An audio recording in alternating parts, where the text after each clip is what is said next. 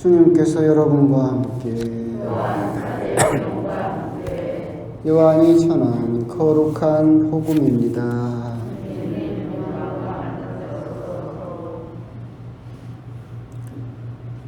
그때 예수님께서는 유다인들에게 내 아버지께서 여태 일하고 계시니 나도 일하는 것이다 하고 말씀하셨다.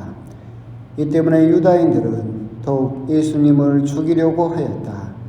그분께서 안식일을 어기실 뿐만 아니라 하느님을 당신 아버지라고 하시면서 당신 자신을 하느님과 대등하게 만드셨기 때문이다. 예수님께서 그들에게 말씀하셨다.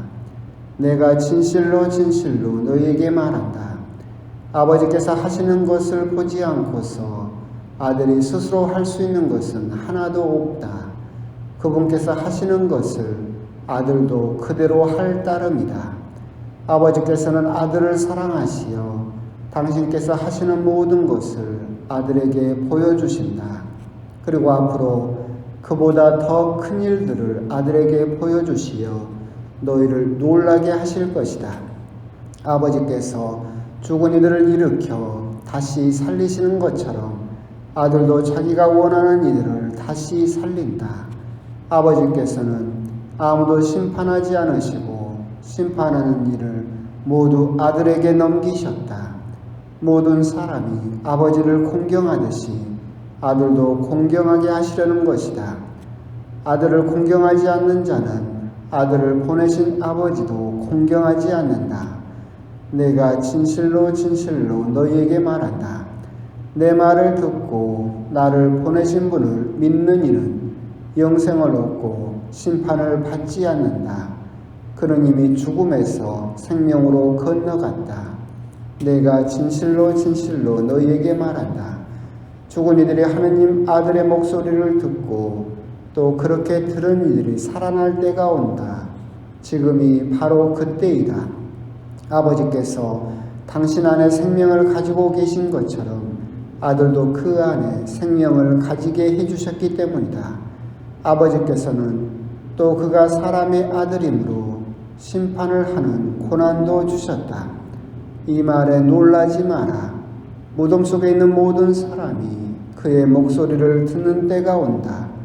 그들이 무덤에서 나와 선을 행한 이들은 부활하여 생명을 얻고 악을 저지른 자들은 부활하여 심판을 받을 것이다. 나는 아무것도 스스로 할 수 없다. 나는 듣는 대로 심판할 따름이다. 그래서 내 심판은 올바르다. 내가 내 뜻이 아니라 나를 보내신 분의 뜻을 추구하기 때문이다. 주님의 말씀입니다.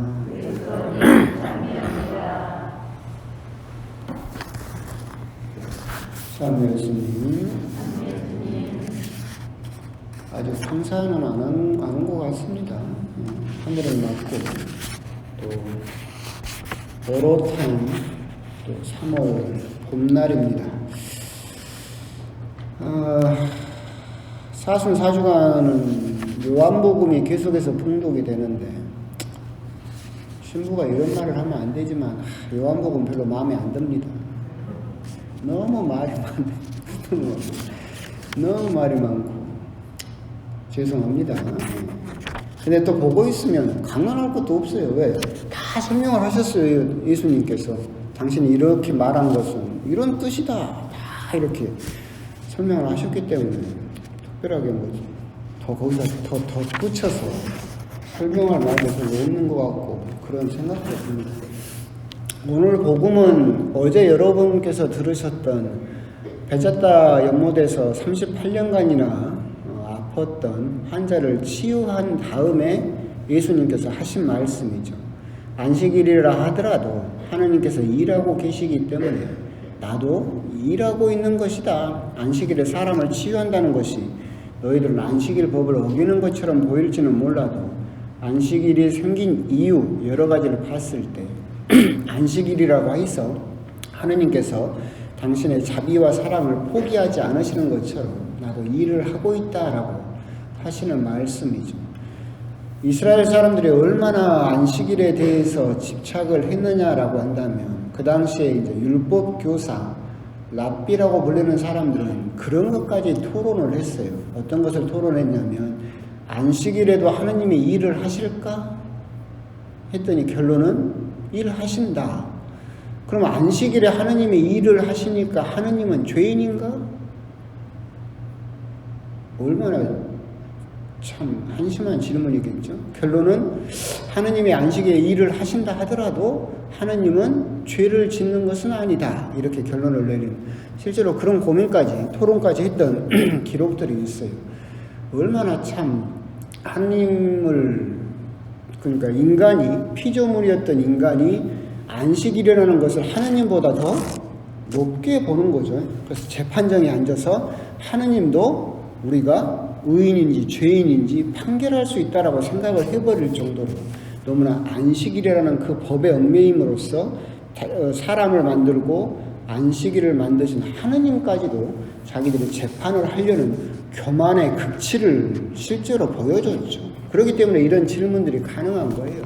안식일에 그렇게 38년 동안이나 알았던 사람을 치유하시는 모습을 보고도 이스라엘 사람들은 그걸 보지 못하고 안식일에 일을 했다라는 그거에만 매달려서 참 좁은 시야를 가지고 있었고, 예수님께서는 거기에 대해서 안식일이라고 하더라도 하느님께서는 당신의 사랑과 자비를 베푸시는 일을 포기하지 않으신다라고 하는 것을 강조하시면서 당신이 하느님과 같은 고난을 가지고 계신다라고 하는 것을 공개적으로 드러내시는 부분이 그거죠. 그러면서도 저는 오늘 이 부분에서 우리가 묵상을 한번 해볼 필요가 있다라고 하는 것은 우리가 흔하게 마주칠 수 있는 하느님의 침묵에 대해서 우리들이 한번 묵상을 해볼 필요가 있다라는 그런 생각이 듭니다. 하느님께서는 안식일이라도 상관없이 당신의 사랑을 베푸시고 당신의 자비를 베푸시는 일에 쉬는 일이 없다라고 그렇게 대답을 하시고 계시죠. 근데 우리가 신앙생활을 하다 보면 수시로 부딪히는 문제가 뭡니까? 하느님의 침묵입니다. 하느님께서 정말 일하고 계실까? 오늘 율독서에서도 그렇기 때문에 이스라엘 사람들은 그렇게 부르짖죠. 주님께서 나를 버리셨다. 나의 주님께서 나를 잊어버리셨다라고 이야기를 하고 있죠. 이스라엘 백성도 결국 어디에 부딪힌 거예요? 하나님의 침묵에 부딪혔을 때 우리도 비슷한 기도를 또는 생각을 할 때도 있죠. 하나님의 그 침묵에 부딪히게 되면 하나님께서 나를 버리셨다. 나의 주님께서 나를 잊어버리셨다라고 그렇게 생각을 할 때도 있고, 사실은 여러분들이 솔직하게 이야기를 해보면 그런 생각을 또 할 때도 많이 있죠. 마더 데레사 성녀가 당신의 이제 편지를 영성 상담을 하기 위해서 신부님들에게 쓸 때 거기서도 당신이 고민했던 것이 하느님의 침묵이었죠.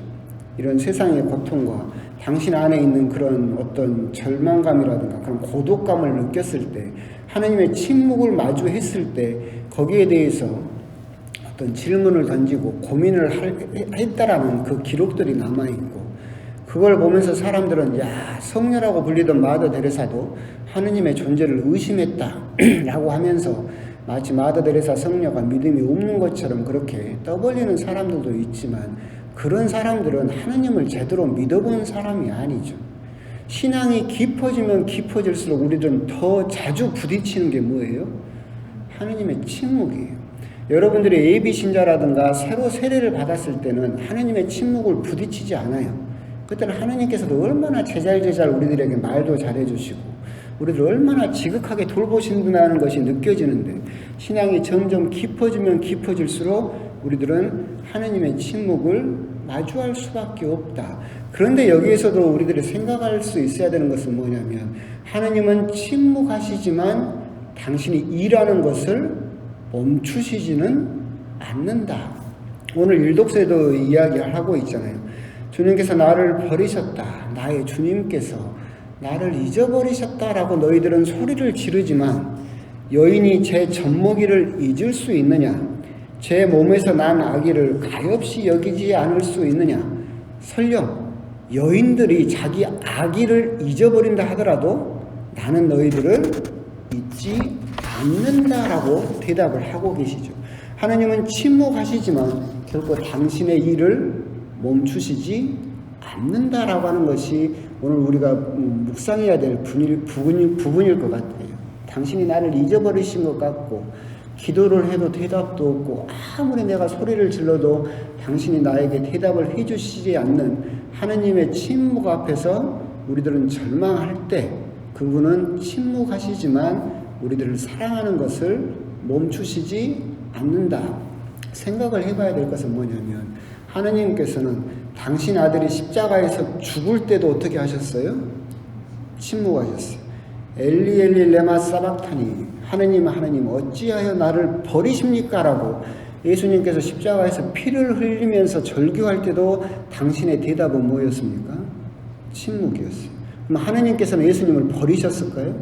예수님을 잊어버리셨을까요? 아니죠. 그 침묵으로서 결국 당신의 일을 이뤄 나가고 계셨다. 우리들은 이 부분들을 곰곰이 생각을 해봤으면 좋겠다라고 하는 겁니다. 이제 그리스인 조르바라는 소설을 썼던 카잔창키스라는 사람이 있어요. 이름도 어렵죠. 그 사람은 굉장히 세계에서 유명한 문호인데 그 사람이 썼던 문제작 중에 하나가 무슨 책이 있느냐면 그리스도 최후의 유혹이라는 책이 있어요. 굉장히 두꺼운데 요즘은 구하기도 어렵습니다. 금서였습니다. 금서. 근데 이게 영화로도 나왔어요.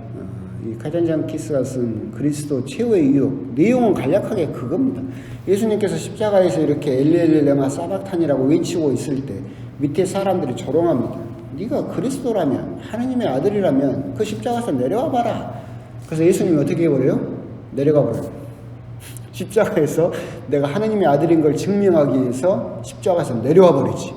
그래가지고 이제 당신이 이제 십자가에서 내려온 그리스도의 삶을 살죠. 근데 당신이 인간의 삶을 살고 보니까 십자가를 진 것보다 못하다는 것을 알게 돼요. 그러면서 절규를 하게 되죠. 근데 딱 깨고 보니까 다시 십자가 위였어요. 그러니까 이게 최후의 유혹이라는 거지. 너 십자가에서 내려와 봐라 라는 최후의 유혹 앞에서 예수님께서 십자가에서 꾼 꿈이었다. 결국 그 소설의 결론은 하느님의 그런 침묵 앞에서 절규하다가 내려가는 것이 아니라 하느님의 침묵을 받아들여서 십자가의 죽음을 예수님께서도 그걸 감당하신다라는 그런 내용의 소설이었는데 결국 우리 역시도 생각을 해보면 하느님의 침묵이라고 하는 것은 정말 어떻게 보면 절망일 수도 있지만 하느님께서는 예수님의 죽음 앞에서도 침묵으로서 당신의 일을 하고 계신다라고 하는 그 믿음을 우리들은 가지고 있어야 되고 그 침묵 앞에서도 변하지 않는 흔들리지 않는 것을 우리들은 믿음이다라고 부른다라고 하는 것을 곰곰이 생각을 해볼 필요가 있을 겁니다. 그런 우리들에게 예수님께서 희망을 주시는 말씀을 하시죠. 내 말을 듣고 나를 보내신 분을 믿는 이는 영생을 얻고 심판을 받지 않는다. 그는 이미 죽음에서 생명으로 건너갔다. 나중에서야 죽음에서 생명으로 건너가는 것이 아니라 여러분은 어떤 사람이라는 거예요? 이미 생명으로 건너간 사람들이다 라고 하는 거죠. 이 부분은 이제 건너갔다라는 부분에서 생각할 수 있는 것은 뭐냐면 출애굽이죠. 이집트에서 끌어내서 가나안 땅으로 건너가게 하신, 즉 죽음에서, 노예라는 죽음에서 자유인이라는 생명으로 건너가게 하신 그것을 생각해 볼 수 있어요. 결국 예수님께서는 새로운 출애굽을 통해서 너희들을 죽음에서 생명으로 건너가게 하셨다. 그런데 그것이 미래에 일어날 일이 아니라 이미 우리들은 건너가 버렸다. 그런데 이제 여기서 문제가 생기는 것이 뭐냐면 이미 죽음에서 생명으로 건너갔다, 출애굽을 했다 라고 하는 것인데 하느님의 어린 양의 피로 우리들은 그걸 건너갔다라고 하는데 출애굽을 곰곰이 생각을 해보면 이스라엘 사람들이 출애굽을 해서 죽음에서 생명으로 건너갔죠. 그러고 나서 이 사람들이 정말로 하느님과 함께 행복하게 잘 살았나요? 안 그랬어요. 광야에서 40년 동안 끊임없이 이 사람들은 뭘 했어요? 계속 과거를 돌아봤어요. 이집트에서는 이런 채소를 먹을 수 있었고, 그래도 이집트에서는 고기라도 마음껏 먹을 수 있었고, 이집트에서는 뭐 향초도 먹을 수 있었고, 이 사람들은 40년 동안 광야에서 죽음에서 생명으로 건너갔음에도 불구하고 이 사람들은 끊임없이 어디를 추억했어요? 계속 죽음의 그 생활을, 그래도 그때는 나는 뭘 할 수 있었고라면서 끊임없이 거기를 동경하고 그리워했죠. 그러면서 결국 그 사람들은 새로운 사람으로 끝내 다시 태어나지 못했고, 그 후손들이 겨우 가나안 땅으로 들어갈 수 있었죠. 이미 우리들은 죽음에서 생명으로 건너갔어요. 그런데 우리들은 이때 하나님의 침묵을 마주하면서, 하나님의 침묵을 마주하게 되면 우리들은 어떤 생각을 해요? 우리 역시도 그때를 생각을 하는 거죠. 이게 신앙의 어려운 점이에요. 하나님께서 계속 우리들에게 대답을 해주시면 우리들이 과거를 돌아볼 필요가 없을 것 같아요. 근데 하나님의 침묵을 자주 마주하게 되면, 기도를 하거나 신앙심이 깊어지면 깊어질수록 하나님의 침묵을 마주하게 되면 우리들은 자연적으로 어떤 생각을 하는 거예요? 그래도 그때는 하면서 자꾸 우리 역시도 과거로 되돌아가 버리려고 한다. 여기 계신 분들이야 그러지 않겠지만 정말 많은 사람들이 그러잖아요. 이렇게 세례를 받고 조금 신앙생활을 하고 났을 때 하나님의 침묵을 마주하게 되면 어떻게 돼요? 기도해도 소용없네. 성당 나가도 별 뭐 다를 것도 없네. 그러면서 그 신앙을 포기하고 다시 옛날로 되돌아가는 모습을 정말 많이 보죠. 우리 가톨릭 신자들은 몇 퍼센트 신자들이 그래요? 80% 신자들이 그러죠. 주일미사에 나오는 신자가 20%밖에 되지 않아요. 결국 하나님의 침묵을 마주했을 때 대부분의 신자들은 광야에 헤매던 이스라엘 사람들처럼 이미 죽음에서 생명으로 건너갔음에도 불구하고 다시 죽음으로 되돌아가 버리는 사람들이 정말로 많다. 결국 오늘 복음에서 우리들이 생각해 볼 수 있는 부분은 뭐냐면, 예수님께서 이야기를 하시잖아요. 하나님께서 끊임없이 안식일이 됐든 뭐가 됐든 상관없이 당신께서는 일을 하고 계신다. 우리들의 기도라든가 우리들이 청하는 것을 모른 척하지 않으신다. 일독서에서도 이야기하듯이 여인이 자기가 낳은 자식을 젖먹이를 잊어버릴 수 있겠느냐. 사람은 그럴 수 있어도 하나님은 결코 잊어버리지 않으신다. 그런데 하나님이 일을 하시는 방식은 대부분 침묵으로서 당신의 일을 이끌어 가신다. 이 침묵을 마주했을 때 우리들은 다시 과거로 되돌아가고 싶은 그 유혹을 이겨낼 수 있겠느냐. 우리들은 이미 죽음에서 생명으로 건너간 사람인데 그럼에도 불구하고 자꾸 그런 하나님의 침묵을 마주할 때, 하나님 당신은 어디 계십니까? 당신은 나를 버리셨습니까? 왜 기도를 해도 아무런 답도 없습니까? 라는 그런 하나님의 침묵을 마주했을 때, 아까 말한 카잔자키스 그리스도 최후의 유혹처럼 당신의 아들의 죽음 앞에서도 침묵하셨던 하나님의 그 침묵 앞에서 십자가를 내려오는 것은 과거로 되돌아가는 거죠. 우리 역시도 그런 선택을 하고 싶은 그런 유혹 앞에서 우리들은 과연 그것을 이겨낼 수 있겠는가? 그런 부분에 대해서 우리들은 한번 고민을 해볼 필요가 있을 것이고, 마다 데레사 성녀 이야기를 드렸던 것처럼 이 침묵이라고 하는 것은 끝날 일은 없을 것이다. 신심이 깊어지면 깊어질수록, 하나님을 알아가면 알아갈수록 우리들은 더 자주 하나님의 침묵에 부딪히게 될 것이고 하나님의 침묵을 마주하게 될 것인데, 그때 과연 우리들은 그럼에도 불구하고 우리들을 위해서 끊임없이 일하고 계시는 하나님에 대한 그 믿음을 계속해서 흔들리지 않고 간직할 수 있겠는가? 그런 부분에 대해서 오늘 복음을 통해서 한번 곰곰이 또 묵상을 해 보셨으면 좋겠습니다. 아멘.